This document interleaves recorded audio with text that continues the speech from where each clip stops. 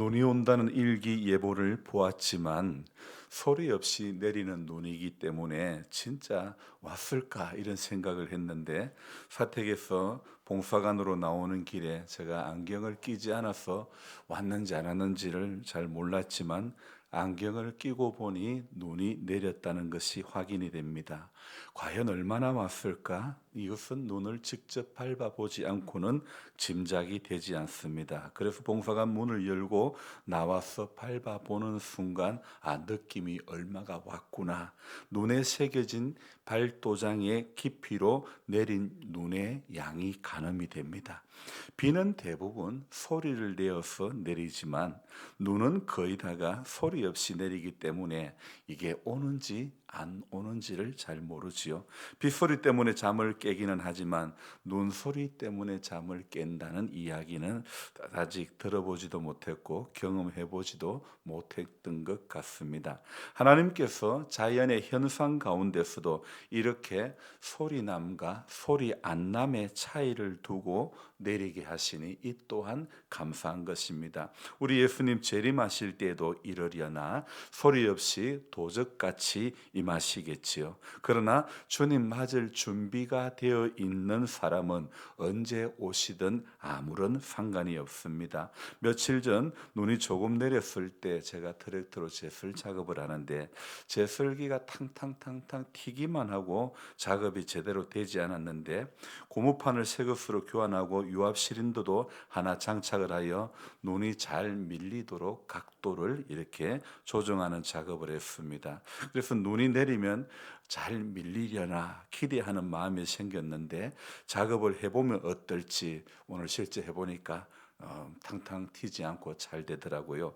제가 제설 작업을 할 준비가 되어 있으니 눈이 와도 걱정이 없는 겁니다. 마찬가지로 기름과 등이 예비된 사람은 신랑이 언제 와도 걱정이 되지 않습니다. 하지만 우리가 잘 아는 열처녀의 비유에는 신랑이 드디 오므로라는 변수가 있었지요. 신랑이 드디 오므로 다 졸며 잘세.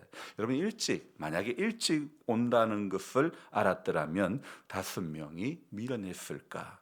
열처녀의 비유에서 밀어난 5처녀는요, 머리가 나빠서 밀어난 것이 결코 아닙니다. 신랑이 곧 올 것이라는 생각을 하지 못한 것이 바로 그들에게는 밀어난 처녀라는 별명이 붙은 이유가 되는 것이죠. 여러분, 지혜로운 성도도 마찬가지입니다. 주님이 곧 오신다는 믿음으로 주님 앞에 설 준비하는 성도가 지혜로운 성도인 것입니다. 그리고 열처녀의 비유에서 신랑이 들이 오는 변수가 있을지라도 우리는 찬송가의 가사처럼 항상 기도하고 깨어 있어서 기쁨으로 보좌 앞에 우리 나가서도록 그때까지 참고 기다리겠네가 되어야 될 것입니다. 제설 작업을 해야 되는 바쁨이 있지만 그래도 하루의 우선은 성경 읽기이지요. 저는 목사로서 잘하는 것보다 잘 못하는 것이 장점보다 단점이 훨씬 더 많은 사람이라 생각되는데요. 하지만 그래도 잘하는 것 하나 말하라고 한다면 첫 시간에 성경 읽기 하는 것, 하나님의 말씀 속에 길이 있음을 알기에, 하나님의 말씀 속에 답이 있음을 알기에, 하나님의 말씀 속에 진리가 있음을 알기에,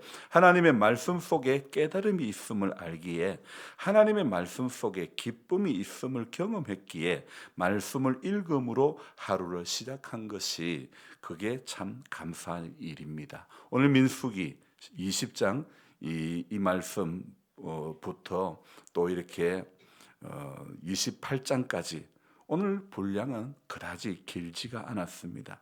지도자 모세가 가나안 2세대를 이끌고 가데스 바네아를 떠나 요단 동편을 향해 가는 그 여정을 기록하고 있는데요. 모세는 이 여정에서 안타깝게도 형을 잃게 됩니다. 그리고 노뱀 사건과 또 발람과 발락 이야기, 시딤에서 음행한 이야기, 그 음행으로 인해 가지고 연병이 발병하여 너무나 많은 사람이 죽었던 이야기, 그리고 또 두 번째 인구 조사를 하는 그런 이야기가 기록이 되어 있고, 그리고 그 다음에 오늘 새벽에 제가 말씀드리고 싶은 것은 리더십이 또 바뀌는 장면을 여기에 기록을 이제 예고를 하고 있는 것입니다. 그러니까 지도자가 모세에서 여호수아로 바뀌어져 가는 그 과정을 오늘 이제 이야기를 하고 있습니다. 27장 12절에 하나님께서는요, 모세를 어디에 올립니까? 아바림 산이 위에 올리셔가지고 하나님께서 모세에게 말씀을 합니다. 그리고 말씀하실 때에 그 전에 뭐 합니까? 내가 이스라엘 자손에게 준 땅을 바라보며, 하나님께서는요 이스라엘 민족에게 약속한 그 땅을 바라보게 하시고, 그리고 그 땅을 바라보고 난 후에는 13절에 어떻게 됩니까? 내 형 아론이 돌아간 것 같이 너도 조상에게로 돌아가리니, 바로 모세의 죽음을 예고하고 있지 않습니까? 여러분, 하나님께서는요 무언가 말씀을 하실 때 종종 사람을 산 위에 세우심을 알 수가 있죠. 우리 예수님께서도 마태복음 5장부터 7장까지 산에서 가르치신 교훈도 그러하지 않습니까? 오늘 모세의 죽음은 예고는 이 27장 12절부터 나와 있지만, 실제 이제 신명기로 가면 신명기 3장인가 거기에서 하나님께서 비스가 산 꼭대기에 또 모세를 세우시고 말씀하시고, 그리고 신명기 더 뒤에 가면 이제 모세가 죽는 장면도 기록하고 있죠.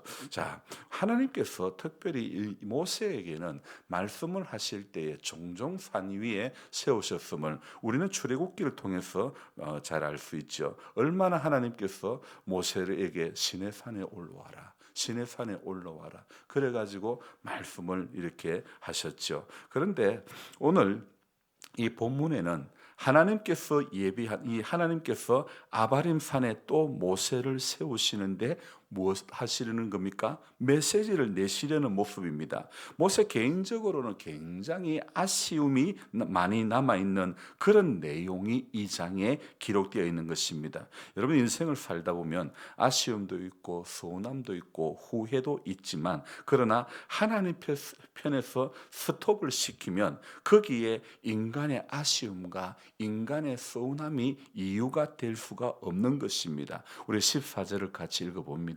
이는 신광야에서 회중이 분쟁할 때에 너희가 내 명령을 거역하고 그 물가에서 내 거룩함을 그들의 목전에 나타내지 아니하였음이니라. 이 물은 신광야 가데스의 머리바 물이니라. 여러분, 이 14절은요 모세가 죽게 된 이유를 설명하고 있는 것입니다. 여러분, 모세가 죽게 된 이유가 무엇입니까?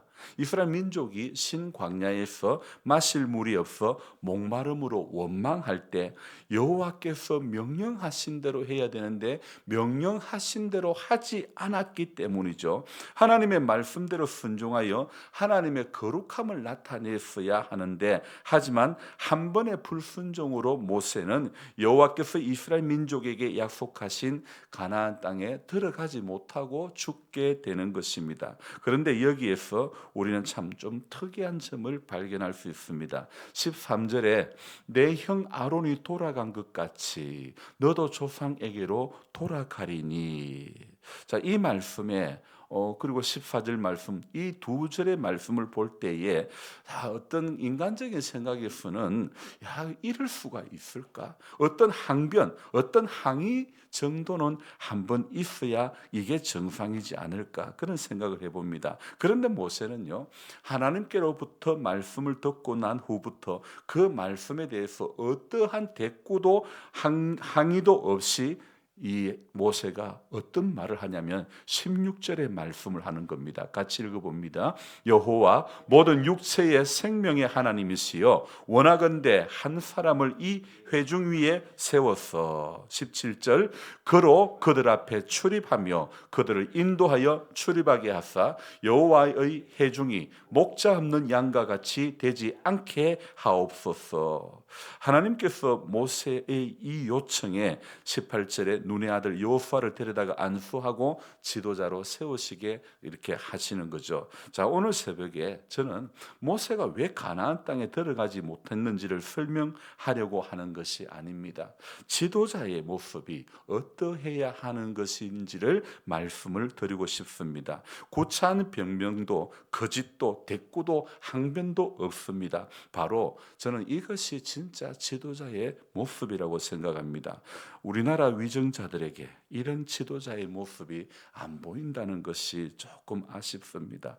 그래서 동시에 이것이 우리가 오늘 배옷을 입고 기도해야 될 이유 아닐까요? 위정자들의 치부를 말씀드리려는 것이 아닙니다. 우리 대통령께서는 지금 탄핵의 기로에 서 있습니다. 이 위기 상황 가운데서 저는 하나님 앞에 진솔히 회개하고 하나님의 거룩함을 나타낸다면 하나님께서 다시 세워주시고 살려주신다고 믿습니다. 한 개인과 나라의 흥망성쇠를 역사를 주관하시는 분은 하나님의 손에 달려 있는 것입니다. 모세가 한 번의 실수로 하나님의 거룩함을 나타내지 못함으로 약속의 땅에 들어가지 못하는 이 말씀 가운데서 오늘 우리는요, 우리네 인생의 여정 가운데서도 혹 내가 하나님의 거룩함을 나타내지 못하는 그런 일이 반복되지 않기를 조심하고 기도하고 또 순종해야 되리라고 생각합니다. 여러분, 약속의 땅에 들어가는 것은 하나님께서 허락하시는 것이지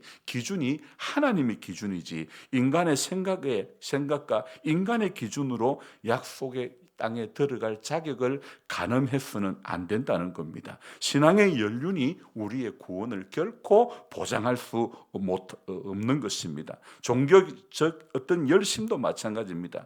우리가 아무리 대단한 일을 하고 아무리 열심히 해도 그러한 모든 행위가 하나님 아버지의 뜻에 부합하는 일이라면, 아버지의 거룩함을 드러내지 못하는 것이라면 아무 소용이 없는 것입니다. 그러니 이 땅의 교회의 성도라고 불리는 우리들이 성경에서 말하는 진정한 의미의 성도가 되어야 하는 것입니다. 아버지의 기준에서, 하나님 아버지의 기준에서 벗어나면 소용이 없는 것입니다.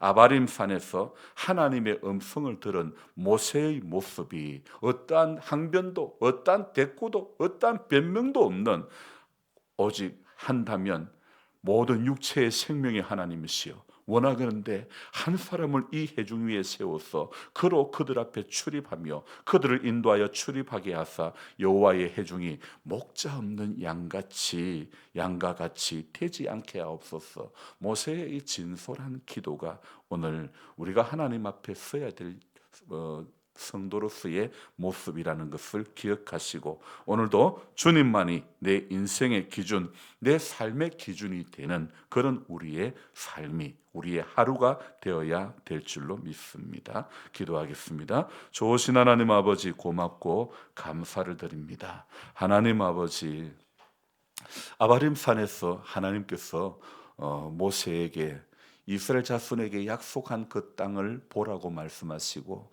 그리고 네 형 아론이 돌아간 것 같이 너도 조상에게로 가리라 말씀하셨을 때 하나님 그 말을 들은 모세의 마음이 어땠을까를 이 아침에 생각해 보며, 하나님, 인간이 아무리 열심으로 아무리 대단한 일을 해도 기준이 하나님이 되지 않으면 소용이 없습니다. 하나님께서 명령하신 대로 하지 못함이 모세가 약속의 땅에 들어가지 못했던 이유임을 우리가 알았습니다. 하나님, 그러나 모세는 그 약속의 땅에 발을 내딛지는 못했지만, 그러나 인간적인 아쉬움과 어떤 변명과 대꾸가 나오지 않고 참된 지도자의 모습이 어떠해야 함을 우리에게 잘 보여주고 있습니다. 하나님, 정말 이 백성이 이 회중이 목자 없는 양과 같이 되지 않게 해달라고, 그래서 한 사람을 이 회중 가운데서 하나님 세워달라고 그렇게 기도하는, 그렇게 간구하는 모세의 모습, 지도자로서의 참 바른 모습이라고, 또 우리에게 교훈을 주고 있는 모습이라고 생각되어집니다. 하나님 아버지, 이 땅의 아버지 하나님이여, 모든 위정자들을 주님께서 기억해 주시고 불쌍히 여겨 주시고, 하나님 리더십의 부재 가운데 있는 이 나라 이 민족을 하나님 정말 오늘 모세의 뒤를 이어 여호수아가 하나님 또 일들을 감당해 가는 것처럼 하나님은 시대에 때마다 사람을 세우셔서 이 나라를 이끌어 가시고 하나님께서 세워 가시는 그 모든 이 여정을 우리가 기억할 때에 하나님 개인이나 또 위정자나 우리 한 사람 한 사람이 하나님께서 이 기준이 되지 않고 말씀이 기준이 되지 않으면 누구라도 넘어질 수밖에 없고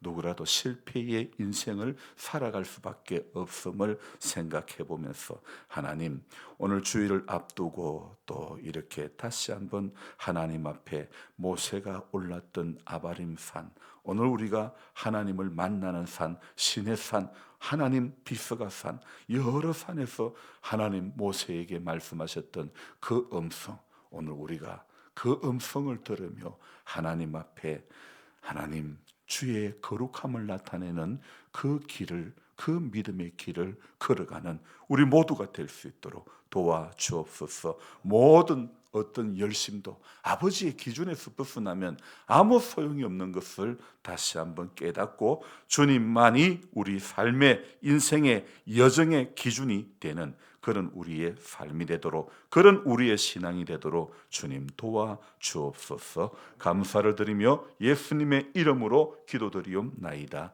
아멘. 간절한 마음으로 주여 부르고 기도합니다. 주여, 주여, 주여.